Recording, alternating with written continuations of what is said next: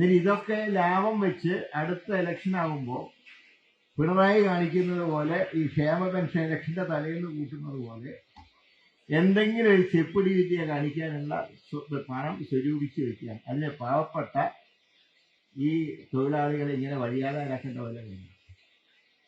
അപ്പൊ ഇതാണ് ഇവരുടെ നയം. അപ്പോൾ ഓരോ ദേശീയ നേതാക്കന്മാരുടെ പേരുകൾ ഒഴിവാക്കി നേരത്തെ ഇവിടെ പറഞ്ഞതുപോലെ സ്വാതന്ത്ര്യ സമരത്തിന് ഒറ്റിക്കൊടുത്തവർക്കൊക്കെ പ്രാധാന്യം കൊടുക്കുന്ന ഒരവസ്ഥയിലേക്ക് നമ്മുടെ രാജ്യം നീങ്ങി. അതിൽ ഏറ്റവും രസകരമായ കാര്യം എന്ന് പറയുന്നത് ഈ നരേന്ദ്രമോദിയുടെ അഭാവം കേരളത്തിൽ പരിഹരിക്കുന്നത് ഇപ്പൊ പിണറായി വിജയൻ. കാരണം എന്തെല്ലാം മോഡി ചെയ്യുന്നുവോ അതെല്ലാം അദ്ദേഹം കേരളത്തിൽ ആവർത്തിക്കുക. ഇപ്പൊ അവിടെ പലരും പറഞ്ഞല്ലോ, ഇന്നലെ ശരിക്ക് മുഖ്യമന്ത്രി സമരം നടത്തേണ്ട എവിടെയാണ്? ഇവിടെയല്ലേ സമരം നടത്തുന്നത്? ഇതല്ലേ കേന്ദ്ര സർക്കാരിന്റെ സ്ഥാപനം എന്ന് പറയുന്നത്? കേന്ദ്രത്തിന്റെ പ്രതിനിധിയാണല്ലോ ഗവർണർ. ഒന്നും വേണ്ട, ആ AG's ഓഫീസിന്റെ മുമ്പിലെങ്കിലും സമരം നടത്തായിരിക്കും. AG's ഓഫീസ് അങ്ങനെയെങ്കിലും പറയും.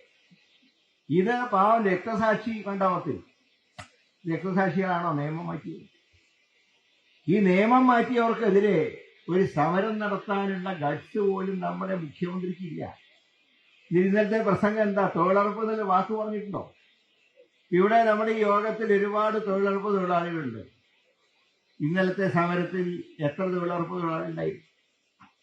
ഞാൻ ഇന്നലെ 11:30 മണിക്ക് ആ രക്തസാക്ഷി മണ്ഡപത്തിന് മുമ്പിലൂടെ പോയപ്പോ മുഖ്യമന്ത്രിയുടെ കാറ് മാത്രം പുറത്തുണ്ട്, ഒരനക്കും പുറത്തു വന്നില്ല. ഞാൻ വിചാരിച്ചു ട്രാഫിക് ബ്ലോക്ക് ആയിരിക്കും.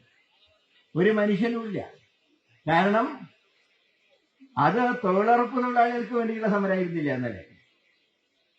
അടുത്ത ഇലക്ഷനിൽ തൊഴിൽ നഷ്ടപ്പെടാൻ പോകുന്ന MLA-മാർക്കും മന്ത്രിമാരുടെയും തൊഴിൽ എങ്ങനെയെങ്കിലും ഉറപ്പിക്കാൻ കഴിയുമോ എന്ന് ആലോചിച്ചുകൊണ്ടാണ് ഇന്നലെ സമരം നടത്തിയത്.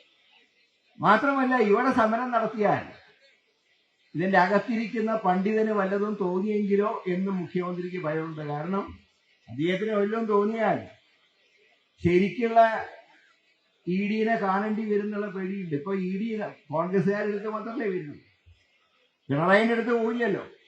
ഇവിടെ വന്ന് വല്ല സമരവും ചെയ്ത് മൂപ്പർക്ക് വല്ല ദേഷ്യവും തോന്നിയാൽ ED വന്നെങ്കിലോ എന്ന് പേടിച്ച് ED-യെ പേടിക്കുന്ന മുഖ്യമന്ത്രിയാണ് ഇപ്പൊ കേരളത്തിൽ കാണാൻ. അതുകൊണ്ട് മുഖ്യമന്ത്രിയോട് ചോദിക്കാനുള്ളത്, നിങ്ങൾ കുറെ പദ്ധതികളൊക്കെ ഇപ്പൊ പ്രഖ്യാപിച്ചോ, ഒന്നും നടക്കാത്താണ് എങ്കിലും ഈ തൊഴിലുറപ്പ് തൊഴിലാളികളുടെ ക്ഷേമം ഊട്ടിയുറപ്പിക്കുന്ന സംസ്ഥാന വിഹിതം ഞങ്ങൾ ഒരു മുടക്കവും കൂടാതെ നൽകും, കേന്ദ്രത്തിന്റെ തന്നില്ലെങ്കിൽ ഞങ്ങൾ നടത്തും എന്ന് പറയാനുള്ള ധൈര്യമുണ്ടോ?